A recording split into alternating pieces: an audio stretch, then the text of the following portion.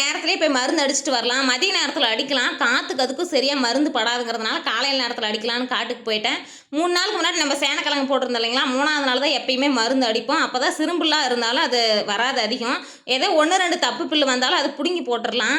ஏற்கனவே 4 டேங்க் அடிக்க வேண்டிய மருந்துல அவர் 2 டேங்க் அடிச்சுட்டாரு. சரி அவருக்கு ஷோல்டர் பெயின் அதிகமா இருந்ததுனால, சரி நம்ம 2 டேங்க் அடிக்கலாம் அப்படின்னு சொல்லி அடிச்சு முடிச்சுட்டேன். நம்மளது வந்து செம்மண் பியூர் செம்மண்ணுக்கு அதுக்கு ரொம்ப பசைப்பிடிப்பு அதிகமா இருக்கிறதுனால, ஈரத்துக்கு அதுக்கும் ஒரு வெயிலு தான் நம்மளால வந்து சேனக்கிழங்கு போட முடிஞ்சது. அன்னைக்கு மழை வந்துருச்சுங்களா, அதனால இன்னும் 2 வெயிலு வந்து கரணையும், சேனையும் போடணும். இருந்தாலும் அது ஈரம் காயட்டும்னு விட்டுட்டு, எங்க பெரிய நாத்தனார் அவங்க காட்டுல வந்து சரள மண்ணுக்கு அதுக்கு இன்னைக்கு கிழங்கு போடலான்னு சொல்லி இங்க வந்துட்டோம். பெரிய கிழங்கெல்லாம் நான் வெட்டி வெட்டி 4ஆ 3ஆ வெட்டி குடுத்துக்கிட்டு இருந்தேன். சின்ன கிழங்கு வந்து அப்படியே விளம்பி அத வெட்டி வச்சுக்கிட்டு இருந்தாங்க.